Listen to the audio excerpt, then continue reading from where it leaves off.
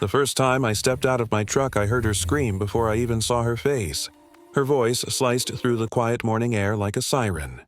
"Hey, you can't go in there. That's my son's inheritance." At first, I thought I was hearing things. Maybe an echo from the woods or a random passerby. But then I turned around, and there she was.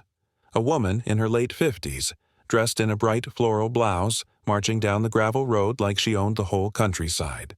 She held a clipboard in one hand and a coffee mug in the other, like she was on her way to a board meeting that no one had invited her to. Her expression? A mix of outrage and self-righteous fury, the kind that makes you instantly realize you're about to have a day.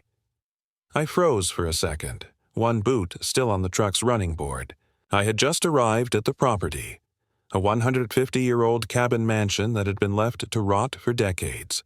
It was my new project, my biggest one yet. But apparently, someone else had plans for it too, or at least thought they did.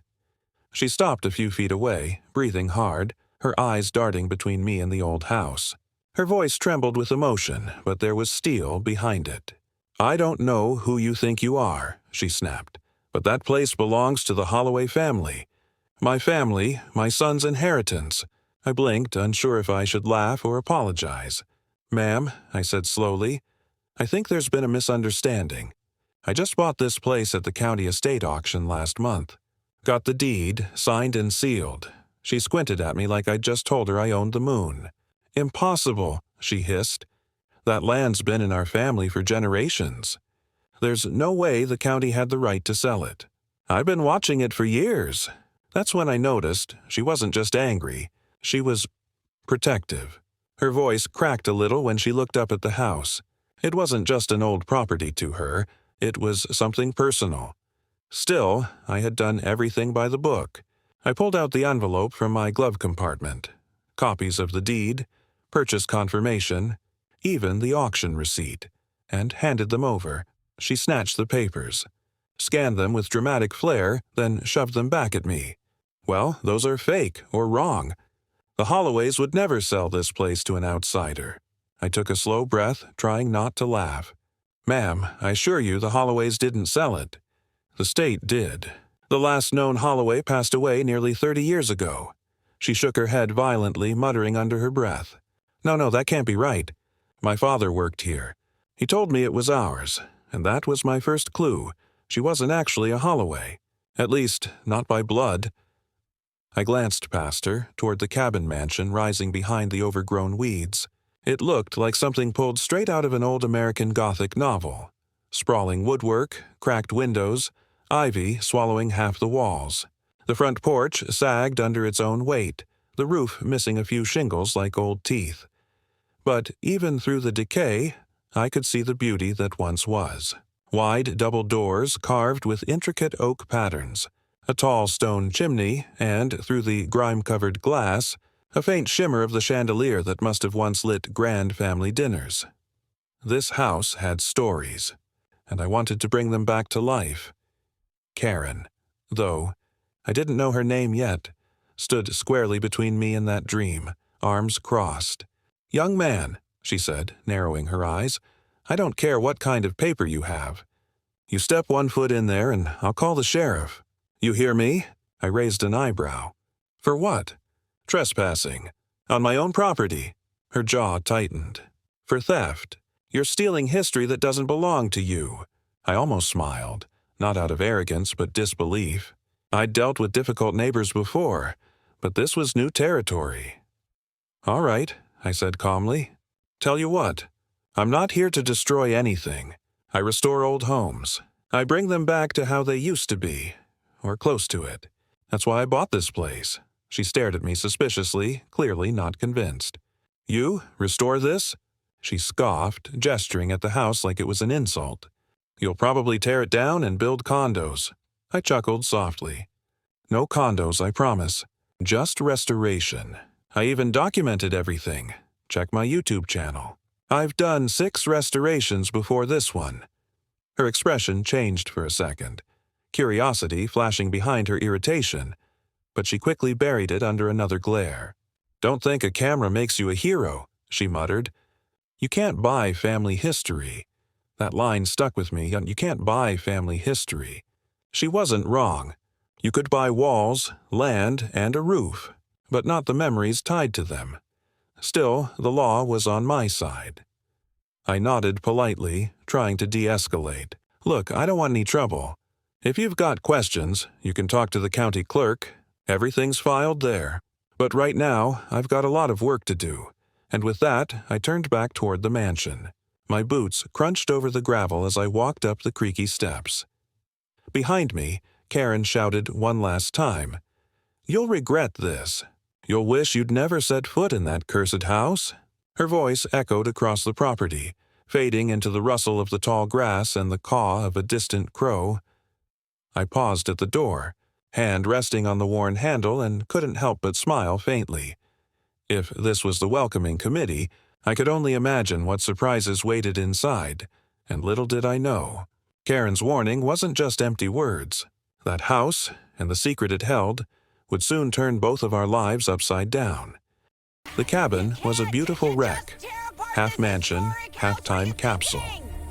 From the moment I stepped inside, it felt like the air itself carried a kind of forgotten dignity. The wooden floors groaned under my boots, as though protesting the intrusion after so many silent years. Shafts of sunlight filtered through broken window panes, scattering across clouds of dust like tiny golden storms. The walls were lined with hand-carved wooden beams, each one darkened with age but still proud, like they remembered what they used to be. Vines had crept their way in through the cracks, curling around door frames as if nature was trying to claim back what man had abandoned. The scent was a strange mix: pine, mildew, and old paper, heavy but oddly comforting. I could almost taste history in the air. And then there were the little details, the ones that make you stop and stare. A half-broken chandelier dangling from the ceiling, its crystals catching the sunlight in fleeting flashes. A grand staircase, the railing carved with delicate patterns of oak leaves and vines, a mirror of the real ones now choking the outer walls. And hanging crookedly along the corridor walls, portraits. They were faded, edges curling, but the faces stared back. Proud men with stern eyes, elegant women in gowns that screamed another century. Each brushstroke whispered a story of wealth, pride, and, maybe, regret. According to the town archives, the house once belonged to the Holloway family, one of the wealthiest lumber dynasties of the 1800s. Back in its prime, this place must have been breathtaking, surrounded by acres of forest that the Holloways themselves owned, their sawmills running day and night, feeding the booming timber trade. But like all empires built on greed and power, theirs didn't last forever. Records showed a pattern: lawsuits, debts, then a fire that destroyed one of their main mills. The last known Holloway heir, Thomas Holloway, lived here until his death in 1994. After that, things went silent. The house had no caretaker. No relatives came forward. For 30 years, it just sat here, forgotten. By the time I bought it, the government had long declared it abandoned heritage property, and the auction notice didn't even have a photo, just a brief description. Historical cabin mansion. Needs restoration. Most people probably skipped right past it. But me, I saw potential.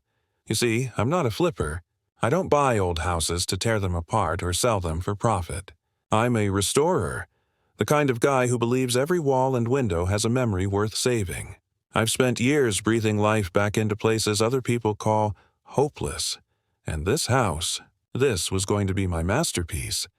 But as I stood in that grand foyer, camera in hand, recording my first day vlog for my YouTube restoration channel, I couldn't shake a strange feeling. Like the place was watching me back. Maybe it was the creaking of the floors, or the way the light seemed to flicker unevenly through the dusty glass. But there was a presence here, something between sorrow and pride. When I replayed my footage later that night, I noticed something odd. As I walked past one of the portraits, a painting of a man with a trimmed beard and piercing gray eyes, the camera caught a faint reflection behind me, a flicker like movement. But when I turned in the footage, there was nothing there.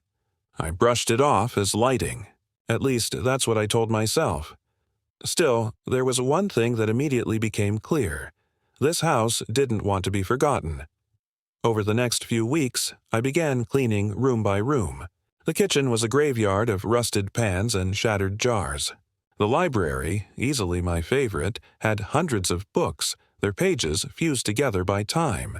Yet, in the middle of all that decay, I found something beautiful. A handwritten note tucked inside one of the volumes. It was signed with a single initial, M.H. It wasn't much, just a short message. If anyone should find this place, treat it kindly. It was once filled with laughter. Those words hit me harder than I expected.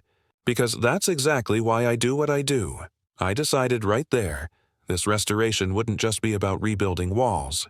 It would be about bringing the Holloway Mansion's story back to life. But, of course, not everyone was happy about that idea. Every morning, as I pulled up to the site, I noticed Karen's car parked at the end of the gravel road. She would just sit there, watching, sometimes pretending to check her phone, other times glaring straight at me. One day, when I waved politely, she turned the other way, pretending she didn't see me. It was unsettling, not because she was loud anymore, but because she had gone quiet. And silence from someone like Karen. That was never a good sign. Inside, though, the work continued. I stripped wallpaper, repaired beams, and slowly began to see color return to the old place. Every plank I sanded, every nail I hammered, felt like an act of resurrection. But in the back of my mind, one thought kept nagging me. Why did Karen care so much? Why did she call it her son's inheritance? The official records were clear. The Holloway bloodline had ended. No heirs, no cousins, no one. So why was she so certain? Then, one afternoon, as I was cleaning the upstairs hall, I found something wedged behind a loose section of floorboard. A small metal key, rusted and heavy with the initials TH engraved on it. I didn't know it yet, but that tiny key would unlock far more than a door. It would open the Holloway family's last secret, and reveal why Karen was determined to stop me from restoring this house, no matter what it took. For the first few weeks, my crew and I worked quietly. No drama, no interruptions. Just the steady rhythm of hammers, saws, and laughter echoing through the woods. We repaired the roof, cleared the vines strangling the walls, and polished the massive wooden doors until they looked like they had a heartbeat again. Each day, the Holloway Mansion, once gray and lifeless, started to breathe. Neighbors would drive by and wave. Some even stopped to say how happy they were to see the place finally coming back to life.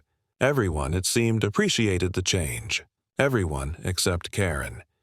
She had gone silent since our first encounter, and for a while I thought maybe she had given up. But I should have known. Silence is just the sound of Karen planning her next move. One crisp morning, I pulled up to the gate and saw something bright pinned to the old oak post. A neon orange notice, flapping in the wind like a warning flag. In bold letters it read, "Cease all construction immediately. This property violates HOA regulations." I blinked, half amused, half annoyed. There was just one problem. There was no HOA. The Holloway estate sat outside the neighborhood boundary, officially listed as a historical standalone property.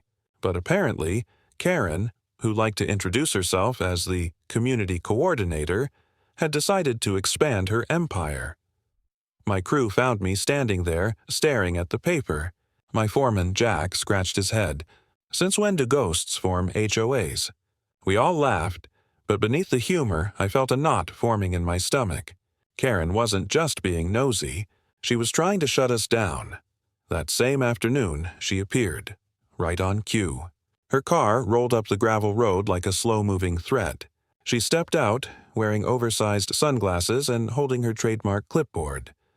"Morning," I said, forcing a polite smile. "Something I can help you with?" She ignored me and walked straight to the fence, her heels crunching the gravel like punctuation marks. "I posted the notice," she said coolly. "You're in violation of community standards." I raised an eyebrow. "There is no community here, Karen. The nearest house is half a mile away." "Exactly," she snapped. and we'd like to keep it that way. You're disturbing the peace." I could feel my crew trying not to laugh behind me. "Disturbing the peace? We're restoring a piece of history." She folded her arms. "You're destroying history. That property has sentimental value to this community. Then why did no one take care of it for 30 years? I asked gently. Her face twitched. Because it wasn't for sale. It was supposed to be preserved. For my son. Ah, there it was again. Her son's inheritance. I decided not to argue. "Karen, I'm happy to show you the paperwork. You can even talk to the county." "I already did," she interrupted, "and I'll be talking to them again." Then she turned and left, her heels crunching all the way back to her car like tiny hammers of judgment. That night, I laughed it off.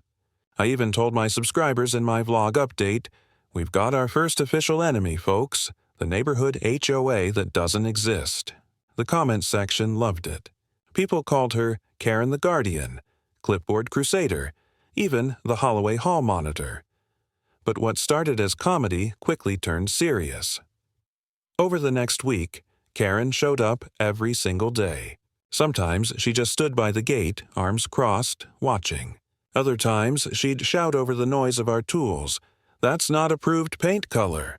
You can't touch that porch, it's historical property. You're destroying evidence of family heritage." She even called the sheriff. Twice. The first time, the deputy arrived looking half embarrassed. "Sorry, man," he said quietly. "Got a report of vandalism. Turns out it's just renovations." The second time, she claimed we were uncovering stolen items. When the sheriff arrived again, he rolled his eyes. "Buddy, whatever you're doing, it's legal. Just maybe keep the noise down a bit for the lady, all right?" I nodded. But even after that, the harassment didn't stop. When legal threats didn't work, Karen got creative. One morning, we arrived to find the front gate locked with a new padlock. Not mine. Someone had spray-painted "Stay Out" across the fence in dripping black letters. Another day, my crew found nails scattered across the driveway, the kind that flattened tires. But the worst came one rainy evening. I had stayed late, finishing up sanding the old banisters.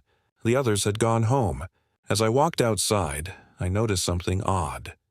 My paint buckets had been tipped over, their contents spilling like thick red blood across the porch. Taped to the door was a single note, scrawled in jagged handwriting, "You don't belong here. Leave before it's too late." For a long moment, I just stood there, staring at the note as the rain soaked through my jacket. I wasn't scared, not yet, but I was angry. Angry that someone would go this far. Angry that history was being used as a weapon. I peeled the note off, folded it, and tucked it into my pocket. That's when I decided something important. I wasn't leaving. Karen could throw every fake rule, every threat, every scare tactic she wanted. I'd bought this house to save it, and I wasn't going to let fear or arrogance stop that. The next morning, I installed security cameras around the property. If Karen wanted to keep playing games, fine. But this time, I'd have proof.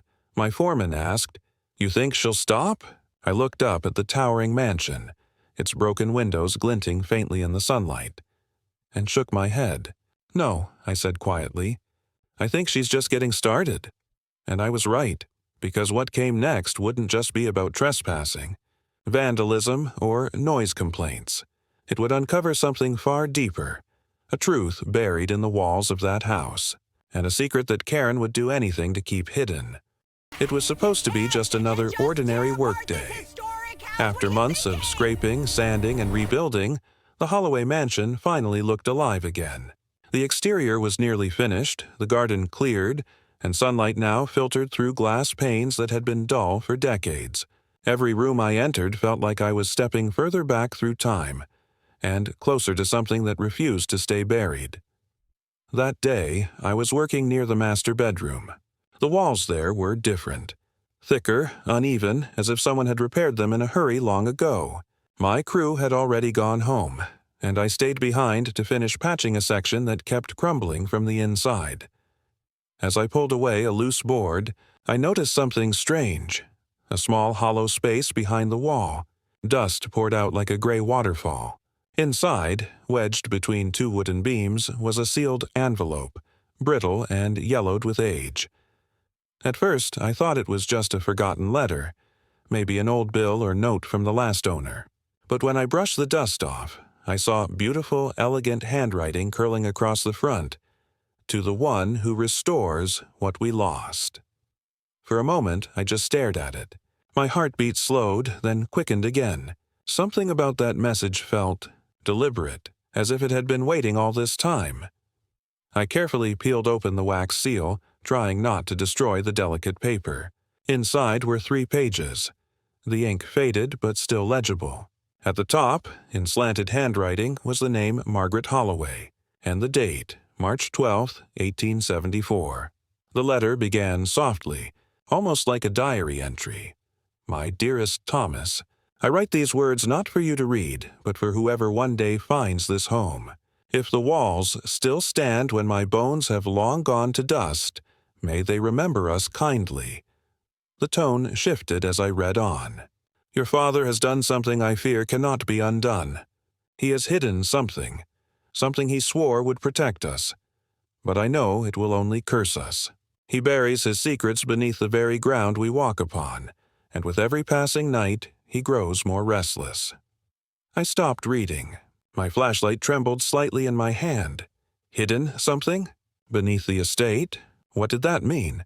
Gold, documents, a body. I kept going. "If anyone finds this home, please care for it as we once did. It deserves peace, not greed. There is love in these walls, though time will try to erase it. Remember us, not for our wealth, but for the laughter that once echoed here." When I finished, I just stood there, silent. There was no treasure map, no confession of murder, just a mother's plea for peace. But there was something hauntingly real in her words. The sadness, the warning. It made me feel like I was holding a piece of her soul in my hands. That night, I recorded the whole story for my YouTube restoration vlog. I wanted to share the discovery, not as clickbait, but as living history. The video title read, "I found a 150-year-old letter hidden in the Holloway mansion walls." The next morning, I woke up to chaos. The video had gone viral overnight. Hundreds of thousands of views, thousands of comments, all filled with theories and speculation. Some viewers claimed it was a clue to hidden treasure. Others said the mansion was haunted. A few local history buffs even started digging into the Holloway archives online. I'll admit, part of me loved the attention. My subscriber count doubled in a single day. I was finally showing people that old houses could hold real stories. But the fame came with something darker, because when Karen saw the video, she lost her mind. The next morning, I was unloading new lumber when her car screeched to a stop in front of the gate. The door slammed open before the engine even shut off. I knew it. She screamed, storming toward me with her phone in hand. "I told you. That's our family's secret. You're stealing from us." I froze, a hammer still in my hand. "Karen, calm down. I just found a letter that belongs to my family," she snapped. Her voice cracked under the weight of emotion. "Do you have any idea what you've done? You've exposed something private, something sacred." Her face was red, her hands shaking. She looked less like the neighborhood bully and more like someone unraveling. "Karen," I said carefully, "this house was abandoned. The letter was hidden inside the walls. I didn't steal it, I preserved it. Don't you lecture me," she shouted. "You don't know who you're dealing with. You think you just bought some old house, but this place is Holloway land. My land." She pointed toward the mansion, her voice trembling. "My grandfather worked here. My father grew up playing in those woods.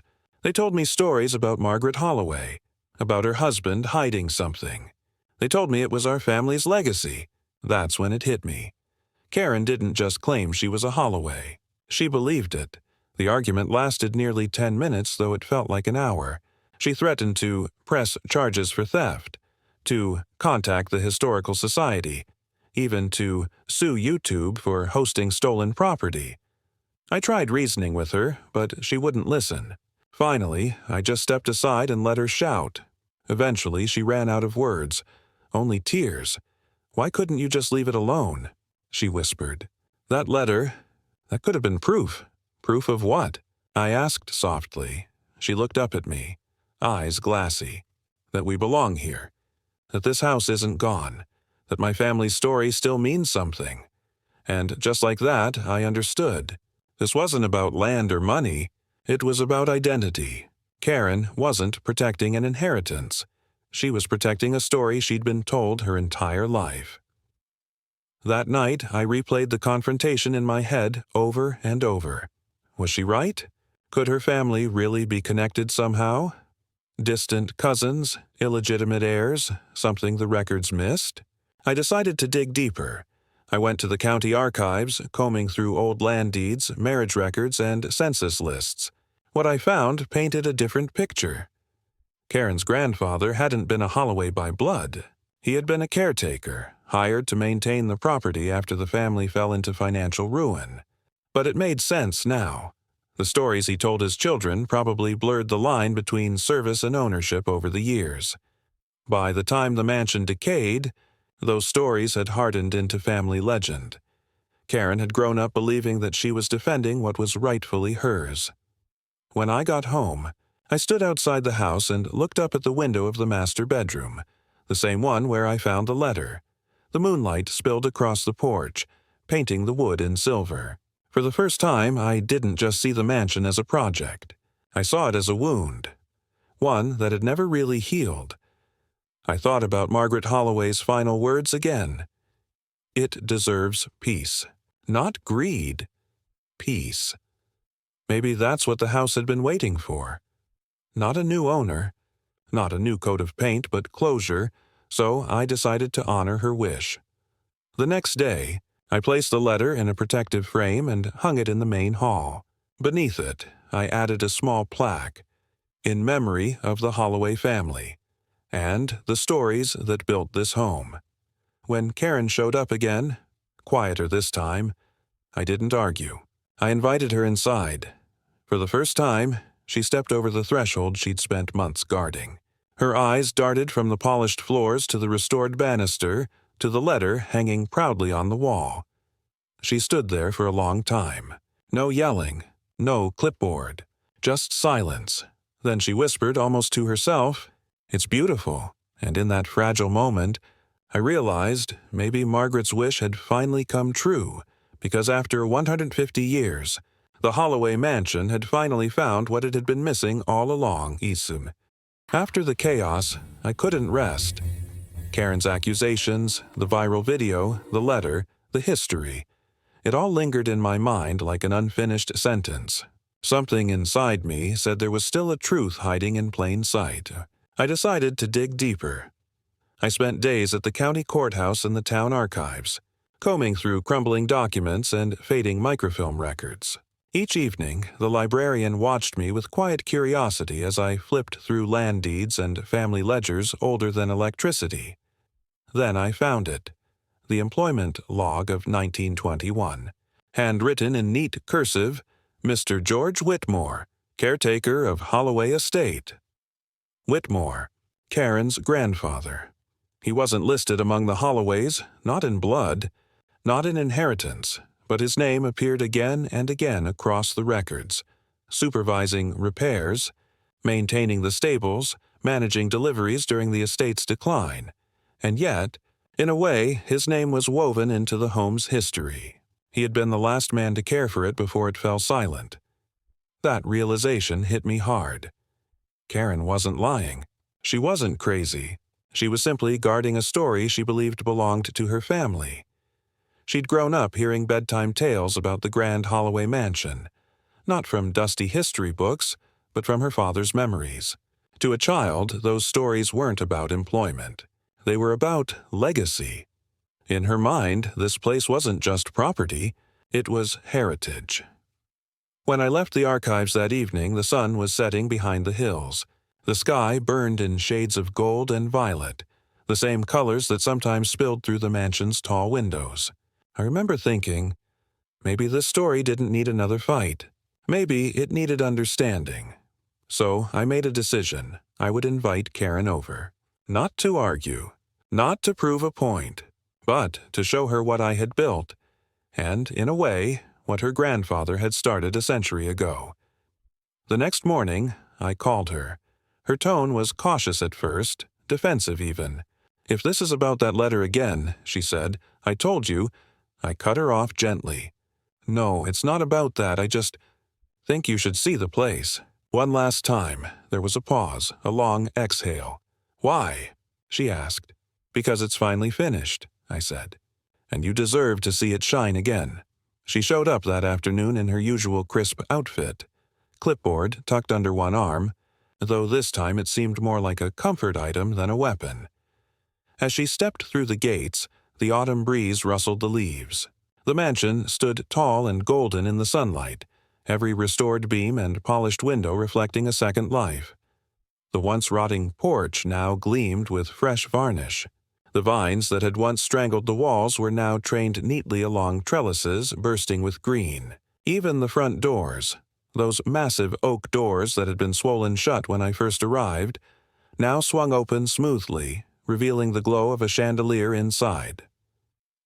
Karen stopped at the threshold. Her eyes widened slightly. "It doesn't even look like the same house," she murmured. "Come in," I said. "Let me show you what we found beneath the dust."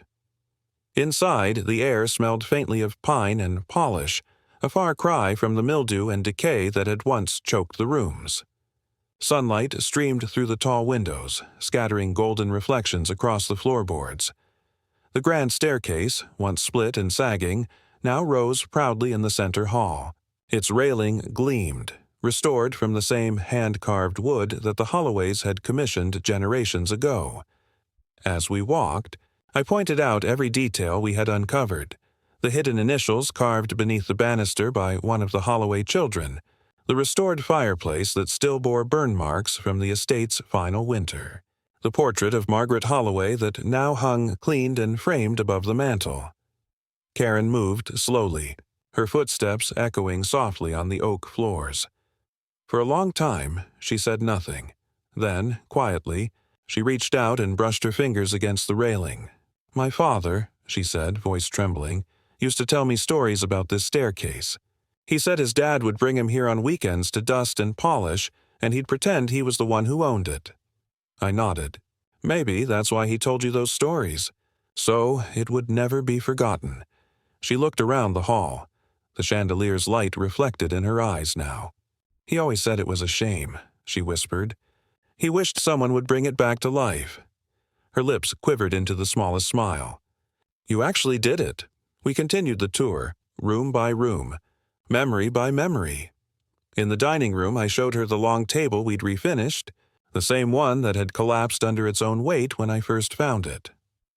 In the kitchen, sunlight danced on polished copper pans, and in the master bedroom, the room where I had found Margaret Holloway's letter, she paused by the framed display hanging on the wall. "You kept it here," she said softly. "Of course," I replied. "It belongs to the house, to its story." She stepped closer, reading the plaque beneath it. "In memory of the Holloway family, and the stories that built this home." Then she turned toward me. "You wrote that?" I nodded. She smiled faintly, then looked back at the letter, her voice barely above a whisper. "Maybe that's what it always wanted. To be remembered, not owned." For the first time, the air between us wasn't tense. It was calm, gentle, like the quiet after a storm. She looked around again, taking everything in: the chandeliers, the restored walls, the faint echoes of history. And then, with surprising warmth, she said, "You know, I don't think I ever hated you. I think I just didn't know how to let go." I smiled. "Maybe you don't have to. Maybe you just helped me take care of it." That made her laugh, really laugh, a sound I never thought I'd hear from her. "You'd want me involved?" she asked, half teasing. "Sure," I said. "You know more stories about this place than anyone alive. Besides, it's too big for one person." She looked down, brushing her hand along the polished banister again. "You'd let me help?" "Not just help," I replied. "Be part of it." A week later, we met again, this time not as enemies, but as partners of sorts. We sat on the mansion's porch, papers spread between us, tour schedules, brochures, ideas for local school visits. She suggested calling it the Holloway Home Museum, but I offered something different. "What about Holloway Haven?" I said. "It's not just a museum. It's a home again." She stared at the house for a long moment, then nodded slowly. "Holloway Haven," she repeated. "I like that. Sounds peaceful, peaceful." That word again.